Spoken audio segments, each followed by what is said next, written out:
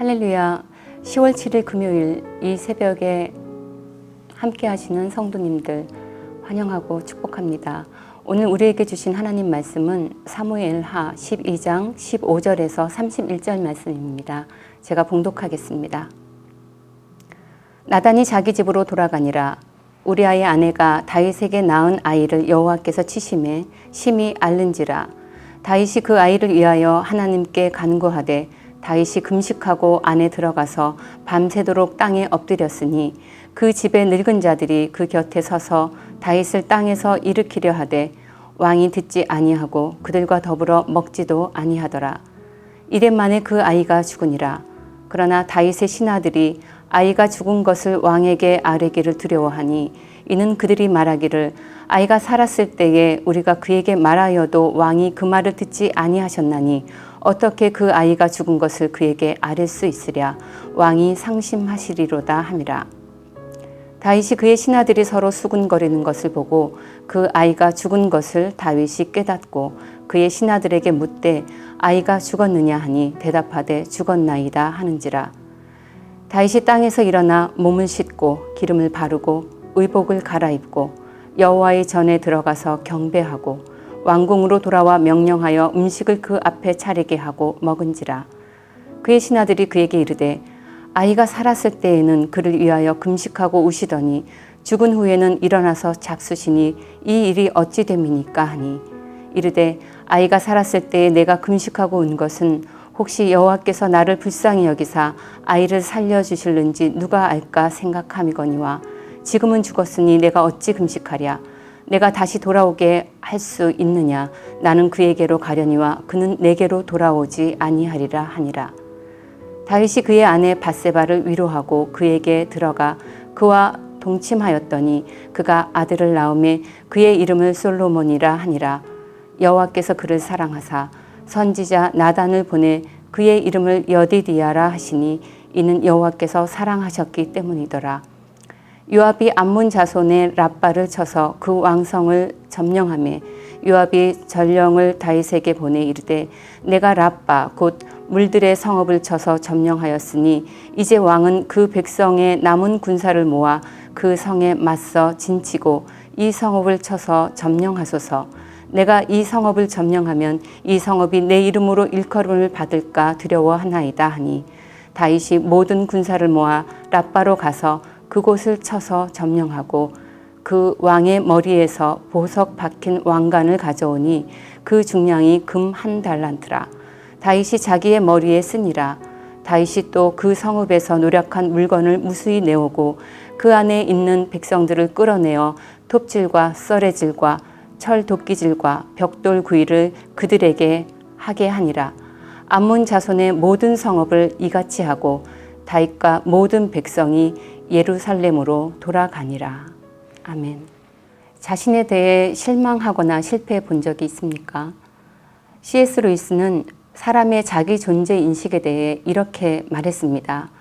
사람은 자신이 완전히 파산했다는 사실을 발견하기 전까지 하나님과 올바른 관계를 시작할 수 없다고 말입니다.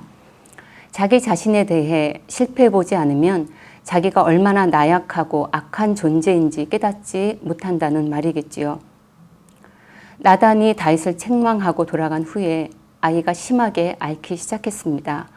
다윗은 이것이 하나님께서 치신 것이라는 것을 바로 알았습니다. 그리고 하나님은 이 아이가 살지 못할 것이라는 것을 나단을 통해 이미 말씀한 바 있습니다. 그럼에도 다윗은 간구하고 금식하며 밤새 땅에 엎드렸습니다. 본문에 땅에서라는 표현이 여러 번 반복되어 나오는데 다윗이 땅바닥에 엎드려 자신의 죄가를 철저히 회개하며 간구하는 모습을 상상할 수 있습니다. 더 이상 낮아질 데가 없을 만큼 엎드려서 창피와 부끄러움, 발가벗겨진 수치, 자신의 죄로 인해 무고히 병든 아이의 생명을 살리고자 온 힘을 다하는 다윗의 모습을 그려볼 수 있습니다. 왕으로서 당대 최고의 의사를 찾을 수도 있었겠지만 다윗은 그렇게 하지 않고 오직 하나님께만 매달립니다. 다윗의 회개장이라고 알려진 시편 51편의 4절에서 다윗은 이렇게 말합니다. 내가 주께만 범죄하여 주의 목전에 악을 행하였사오니 라고 말합니다. 여호와께만 범죄하였다고 하는 고백은 그가 사람에게는 당당하다는 뜻이 아닙니다. 우리아에게, 밧세바에게, 왕의 비열한 살인을 지켜본 요압에게, 자신에게 충성하는 부하들과 백성들에게 고개를 들 수 없는 죄를 범한 것이지요. 그렇지만 다윗은 죄의 심판과 용서가 오직 하나님께만 있다고 고백하고 있는 것입니다. 그래서 뒤이어 이렇게 고백합니다. 시편 51편 4절 하반절입니다. 주께서 말씀하실 때 의로우시다 하고 주께서 심판하실 때에 순전하시다 하리이다. 우리는 간혹 정말 파산당한 것 같은 상황을 맞이할 때가 있습니다. 자신의 악한 양심을 직면했을 때나 혹은 우리 힘으로는 도저히 감당할 수 없는 위기 한복판에 있을 때 그렇습니다. 그런 때에 다윗처럼 우리도 주님께 항복하며 고백되어져 나오는 말이 있습니다. 주는 완전하십니다. 주님은 옳으십니다. 하는 고백이지요. 주님만이 이 죽을 것 같은 어둠, 그 절망에서 구원의 빛으로 건져낼 수 있기 때문입니다. 7일 만에 아이는 죽었습니다. 이 사실을 안 다윗이 첫 번째로 한 행동은 놀러가나 슬퍼하는 것이 아니었습니다. 땅에서 일어나는 것이었습니다. 일어나다라는 표현은 새롭게 서는 것을 의미합니다. 다윗은 땅바닥에서 일어나서 목욕을 하고 몸에 기름을 바르고 옷을 갈아입은 뒤 성전으로 들어가서 주님을 경배했습니다. 표준 세번역은 20절 앞에 그러자라는 접속사를 앞에 두어서 회개와 자기 부인 가운데 비탄에 머물지 않고 아들의 죽음을 뒤로하고 하나님의 공의를 수용하고 일어나 순종하고 있는 다윗의 행동을 강조하고 있습니다. 하나님께 회개하고 경배한 다음 그 다음으로 다윗이 한 일은 자신의 과오로 인해 남편과 아기를 잃은 밧세바를 위로하러 간 것입니다. 본문 24절에 위로하다라는 히브리 단어는 후회하다라는 뜻도 가진 단어입니다. 다윗은 아마도 자신의 과오를 후회하며 밧세바에게 용서를 구하고 그녀를 위로했을 것입니다. 하나님에게 교정된 바른 관계는 내 옆에 있는 다른 이들과도 바른 관계를 갖게 하는 것입니다. 24절에 발견되는 또 다른 놀라운 것은 지금껏 밧세바를 우리아의 아내로 묘사하고 있던 성경의 기록이 이제 밧세바를 그의 아내, 다윗의 아내로 기록하고 있다는 것입니다. 다윗과 밧세바 이 두 사람은 이제 부부로서 새 아들 솔로몬을 얻었고 하나님께서는 그 이름을 하나님의 사랑을 입은 자라는 뜻을 가진 여디디아라고 하셨습니다. 왜요? 성경은 25절에 이어서 이렇게 기록합니다. 이는 여호와께서 사랑하셨기 때문이다 라고요. 하나님께서 사랑하셨기 때문에 그가 사랑을 입은 것입니다. 하나님의 사랑이 이유입니다. 다윗의 왕위는 이 아들에게 이어졌지요. 그리고 이 다윗의 계보는 예수 그리스도에게로 이어졌습니다. 장차 다윗의 후손 예수 그리스도를 통해 구속의 역사를 이루셨고 2022년 오늘 우리에게도 그 이름을 주셨습니다. 우리를 사랑하셨기 때문입니다. 우리 인생에는 크고 작은 실수들이 있습니다.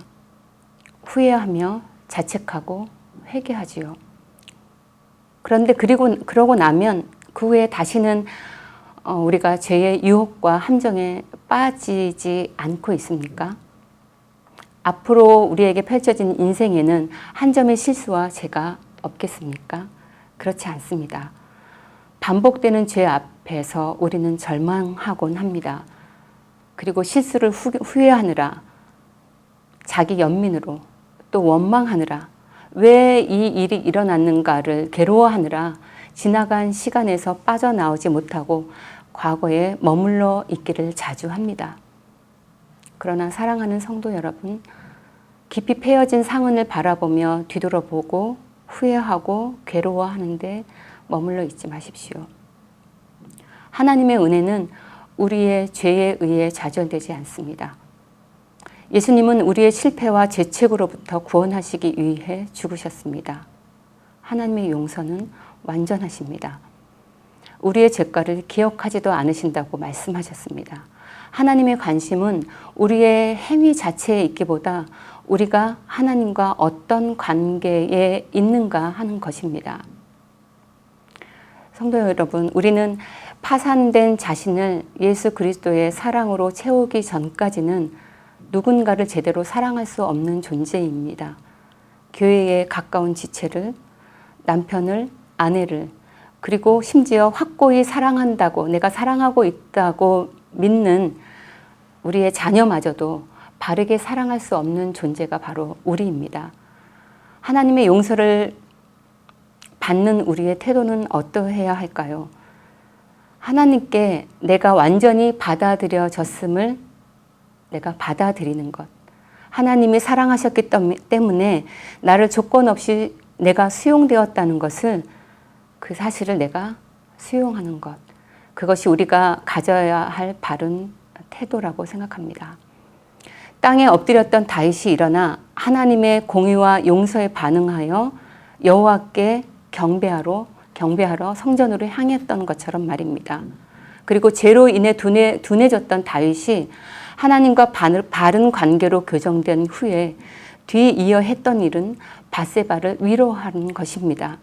마찬가지로 우리도 하나님과 바른 관계를 가질 때에 그제서야 나의 잘못과 실수로 인해 상처 입은 우리 곁에 있는 사람에게 다가가 회개하고 화해하고 위로하며 바른 관계를 가질 수 있습니다.